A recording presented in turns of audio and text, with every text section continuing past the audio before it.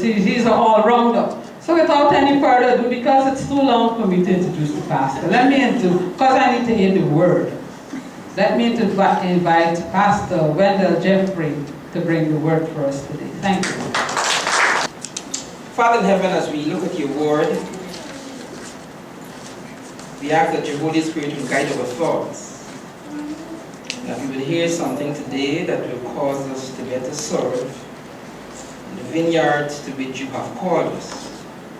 Is our prayer in Jesus' name. Amen. Amen.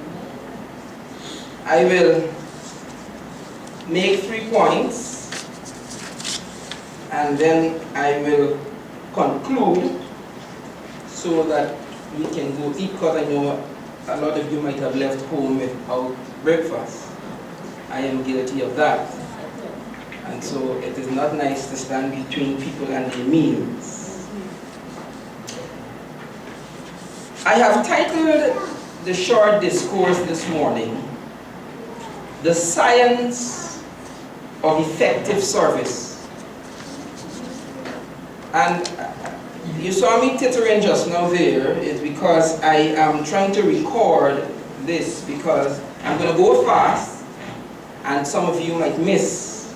And so if you would want to contact me after, we could try to make the recording available. The science of effective service. A great leader and a mentor said, everyone can be great because everyone can serve. He went on to say that you don't even have to make your subject and your verb agree in order to serve. You only need a heart full of grace. Who said that? Dr. Martin Luther King. In the book, How Can I Help? Ramdas and Paul Gorman said, service is an endless series of questions, puzzling and insistent. They went on to argue in the book that service is a curriculum. Think with me for a while. How many people do you know who serve like you serve? Now, compare that to the amount of people that you know. How many people you know who serve like you serve, and then compare that to the amount of people that you know, and you would realize that service is a spectator sport. In fact, because people know that you are lions, people who should serve other people send them to you for you to serve them.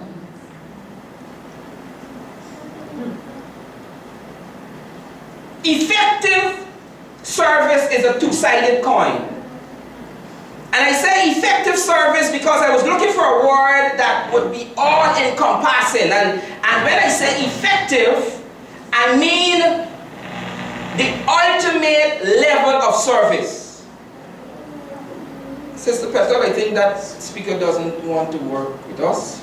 This one? Yes, so if you can plug on the power between that other speaker and my voice, we should be good to go.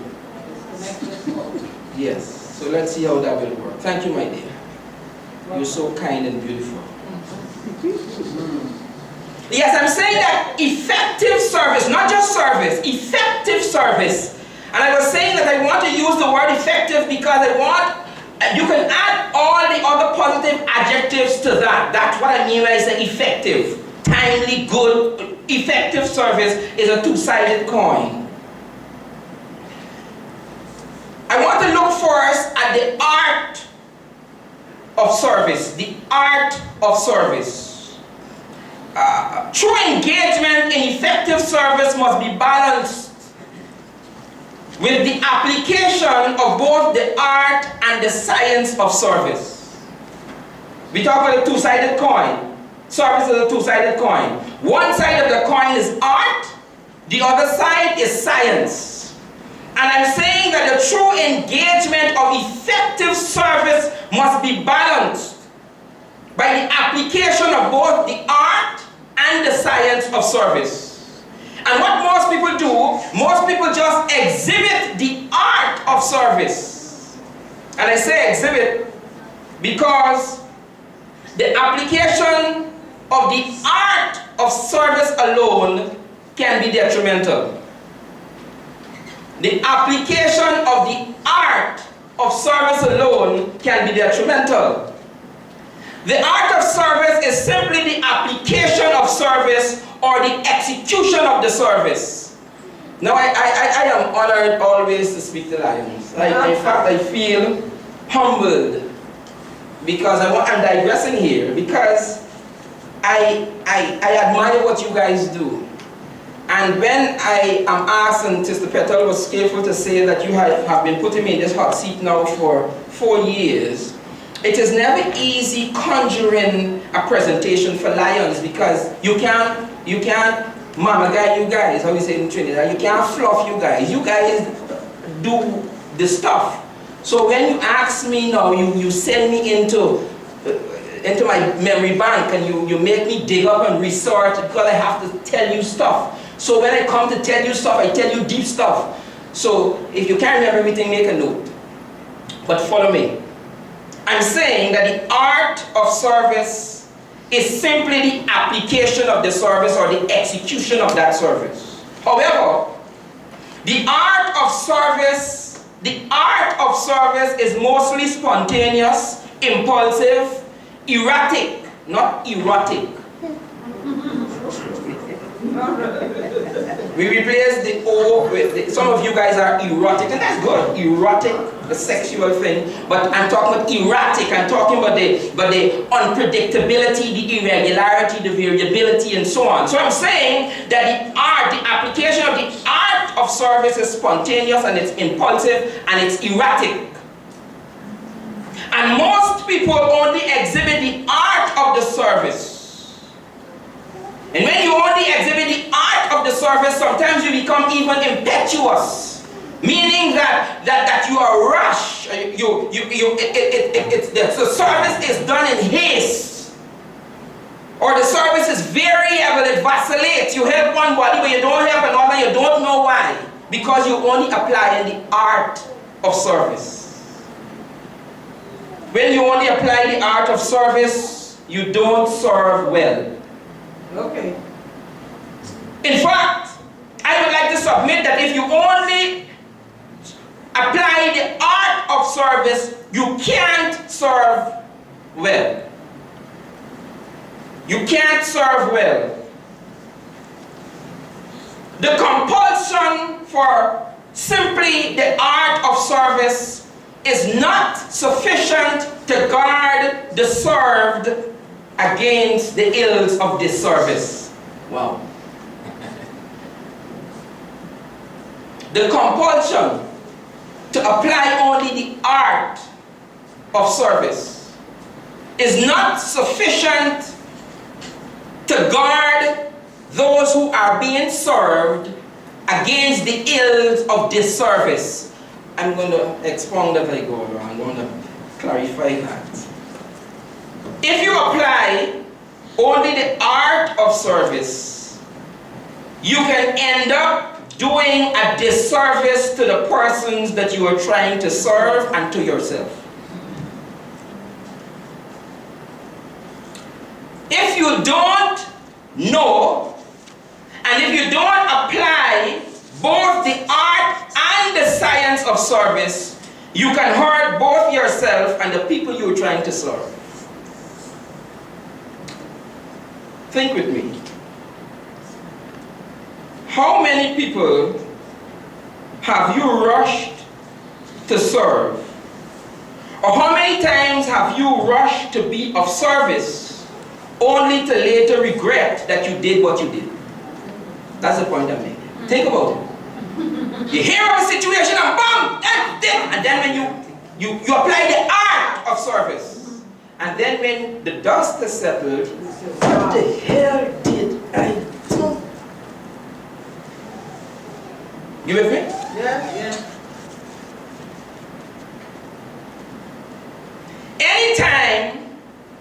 you have to regret your service, it is because you have not served correctly. Amen. Lovely. If you have to think back to the time you helped, and that memory brings regret, it is because you did not apply the science of service, you only applied the art of service, and you did not serve correctly, and that's why you regret.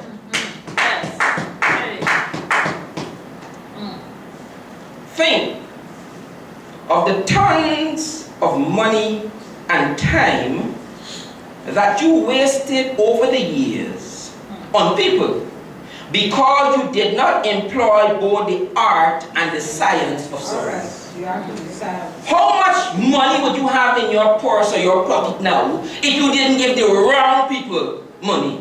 Alright. How much time would you have had for your children and your grandchildren and your education if you didn't run around behind people who you thought you could help, but because you were only moved by the art of service and not the science and the art, you regret wasting your time?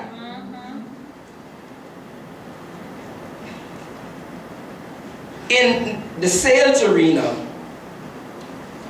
you call that buyer's remorse. Let me hasten to say before I shift gear here that a true server does not regret helping. The true server regrets that they did not take enough time to determine the need for the help. Yes, yes, yes, yes, yes. So you don't really regret because you did it from where it should come. You did it from the depth of your heart. So it is not that you regret helping. You regret that you did not pay enough attention to the reason for helping. Are we together? Yes, yes, yes. I hope I'm not making you more hungry. So now that's the art. Let's look at the science. I told you that the mere application of the art of service is spontaneity, it's impulsivity, it's erraticism, and it's even impetuousness. Now let's look at the science of service.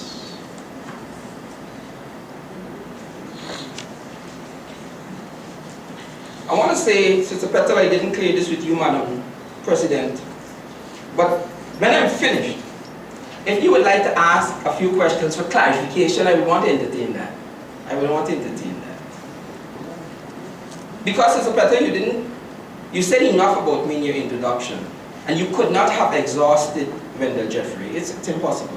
It's the guy who was kicked out of Georgetown School. It's the guy who feed for fish. Why was it? You know? So I know you couldn't better. What you didn't say is that I'm also in the area of service. And so I speak both objectively and subjectively. So if you have some questions, I'll be glad to take it. Before I tell you about the science of service, allow me to make a parallel. When I was at Caribbean Union College, which is now the University of the Southern Caribbean, I enrolled to do a professional first aid course. And one of the first things they teach you when you're learning first aid professionally is that before you administer any first aid, you must first make sure that the environment is conducive to the help you're going to offer. That's all right. If you're going up the highway and you saw a minibus run off a ditch and people are strewn down in the valley, your impulsive reaction, if you want to help, is to rush to help the people. But what if when that minibus was careening down that embankment, it dislodged a few trees and a few rocks? When you were there doing your mouth-to-mouth resuscitation or you opening airwaves, suppose one of those trees that was dislodged comes tumbling down, or a boulder, then you no good, you break up just like the people who break up you trying to help. So what they tell us in first aid is that you must first make sure that the environment is conducive to the help that you're going to render. Somebody they got a dispute in the village and people talking about you get chopped up. And you go behind the person who get chopped up without finding out if the person who chopped them up coming to chop them up again. Next thing you know, you get chopped up, the body get more chopped. You see what I mean? So you have got to make sure. So that is the parallel I want to draw. The amateur helper acts basically out of the art of service. The amateur helper does not observe the basic precautionary rules of service. And so the science of service is this. And this is what I want you to try to remember, to take a note of. This is the thesis statement of the presentation. The science of effective service is the ability of the server to fully ascertain the need for the service being requested. I'm going to say it again and then I'll ask you to say it after me. We can have the University of Princess Ramada. So I'll say it again. Listen. The science of effective service is the ability of the server to fully ascertain the need for the service being requested. So you repeat after me now. After me, Sister Petal. She got it written down, see? The science of effective service. The science of effective service is the ability of the server to fully ascertain the need of the service being requested. So that's our thesis statement, okay? We'll repeat it a couple of times. Let me prove it to you from scripture. A story is told in John chapter 8. Jesus, he comes out of the temple and he's in the courtyard and he's teaching, he's talking, folks are gathered around him. And the Bible says that the scribes and the Pharisees brought to him a woman, verse 3 of John 8, a woman caught in adultery, and they cast her in the midst. And they said to him, Teacher, this woman was caught in adultery. And as though they thought Jesus didn't hear, they went on to say, in the very act. So, the facts of the case are clear. We ain't suspect she was ejaculated. We know, we catch it in the very act. So, the premise of the case is airtight. They continue, they say, now Moses, verse 5, in the law commanded us that such should be stoned. So we have the woman, we have the judicial application for her case. We know it full well what should happen. We got it. But we want your help.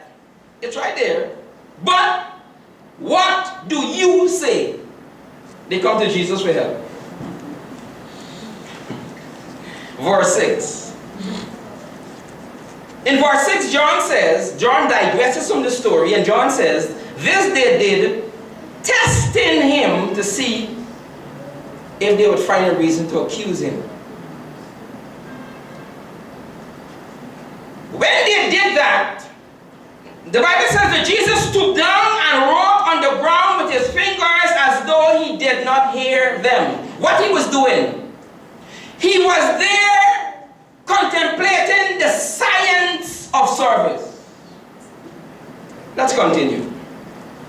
So when he continued, verse 7, when they continued asking him, he got up and said to them, who is without sin, cast the first stone. You see, Jesus was a professional server. He operated based on the science of service. Jesus was fully We're going back now to 4, say it, right? Jesus was fully aware of the environment he was being asked to serve in. He understood the implications of his service. Number 3, he assessed, watch this now, he assessed the modus operandi of the persons requesting the service. He was not spontaneous. He was not impulsive. He was not erratic. The science of effective service is the ability of the server to fully ascertain the need of the service being requested. Now you might ask, did Jesus serve them? The answer is a resounding yes. It is just that he did not serve them in the way they thought he should have served them. Come on now. But he served them. Lions, you are professional servers. And your aim, therefore, must be to perfect the delivery of your service. You can't just serve for serving's sake.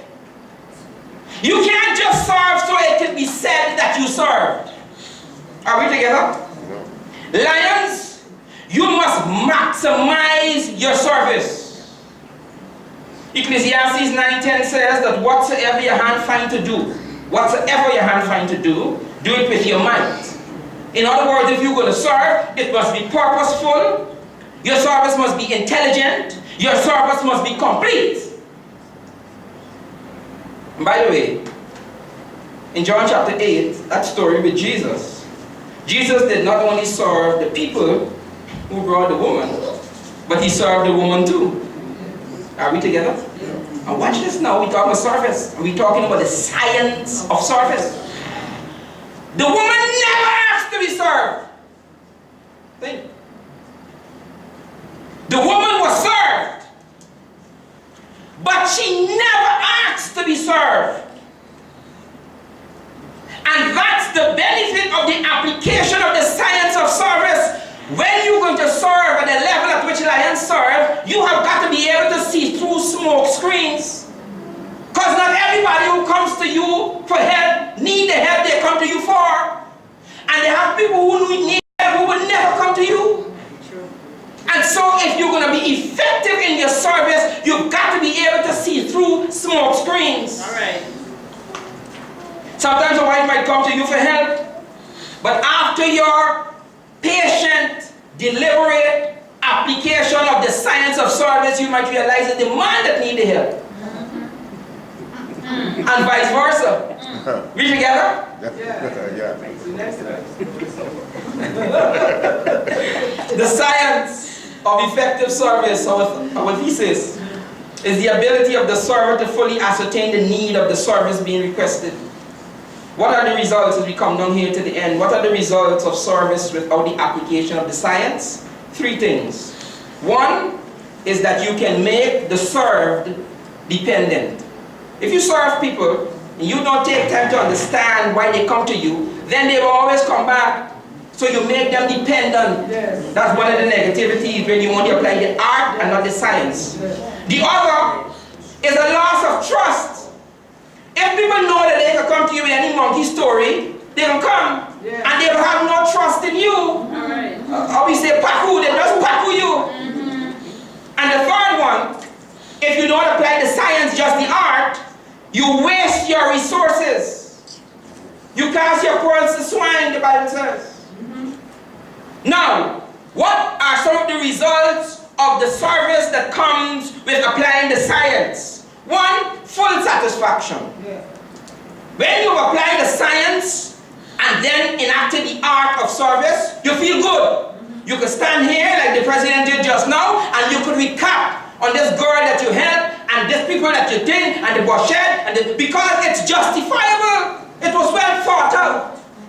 We together? Yes. But if you want to help somebody and they're gonna run off and they use all you frightened to say about y'all, you know what, give money. They say you give money to he. You see what I mean? Because you want to have that satisfaction.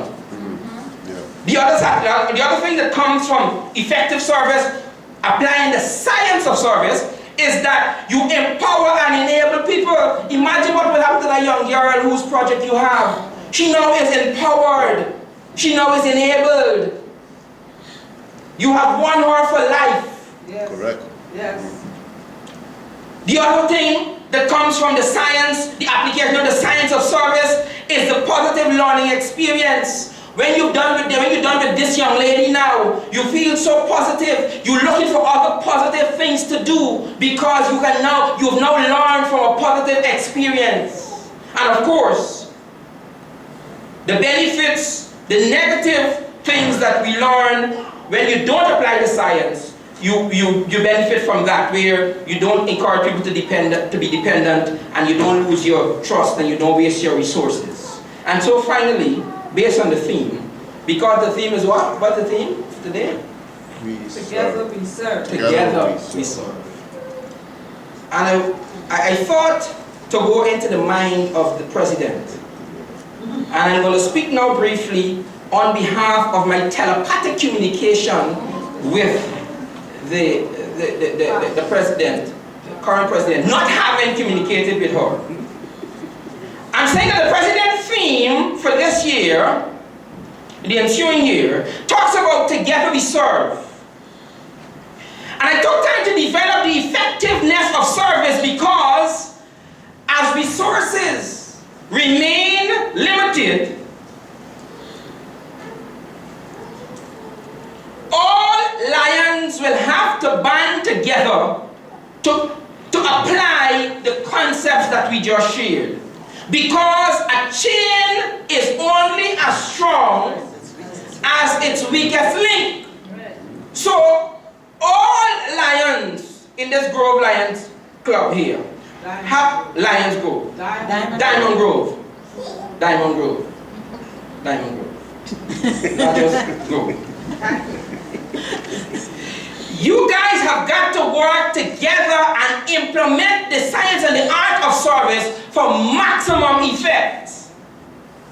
And when I envision togetherness, I don't think only of physical togetherness. Because even haters can come together. Alright. And haters come together. We just got to look at what's happening in Ghana Parliament or Trump and those guys. Haters can come together, they come together to do mischief. Yes. Yes. Yes. You must come together for effective execution of your duties. And you must know, Lions, and Madam President, be very cognizant of this and pull people aside and talk to them. Coming together does not mean togetherness. However, when I think of the Lions and the theme for 2018, I am more inclined to believe that what the president expects and what she needs is not only the physical coming together, but the intellectual and harmonious coming together. Yes. Are we together? The president doesn't want to come and meet and tell you. She wants when you come, you bring an intellectual something to the table, that you bring a harmonious, that you're coming together, but you're coming together to foster harmony, you're coming together to move ahead intellectually. You're not just getting together for get together sake. Madam Chairman, this is for you. Tell them, the Pastor Jeffrey tell you to see, that it is better to have the absence of those who agree with you than the presence of those who are against you. All right. This you, right? This your motto. Tell them, I tell you so. Or just write it down and give them a say, I remember it. Let's say it again. It is better to have at a meeting the absence of those who agree with you than the presence of those who are against you. All right. The Bible says that the house divided against itself cannot stand. Now, but watch this now, because I like philosophy. The fact is that that proverb was written before the house fell. Mark 3:25 says, a house divided against itself cannot stand, But that proverb was written before the house fell. What do I mean? In order for the house to have fallen, the house would have had to be built first. What I'm saying is that it's only so long you could fake togetherness. Totally agree. It is only for so long you could fake togetherness. Eventually the house will fall. Yes, yes. The Grove Lions, the Lions Grove. Diamond. The Diamond. Diamond Grove, Diamond. Diamond Grove. Diamond Grove. Diamond Grove, if you're not coming together for togetherness purposes, you will not be able to stand for too long.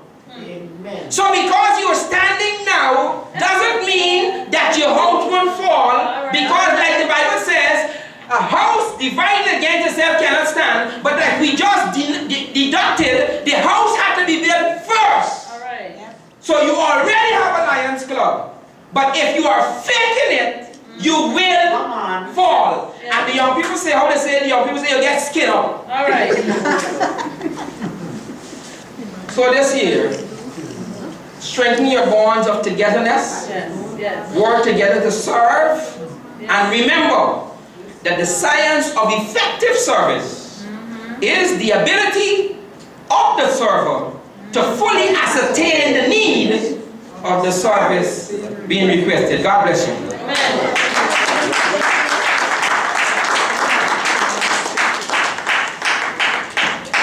Amen. Good word, good word. Amen. All right.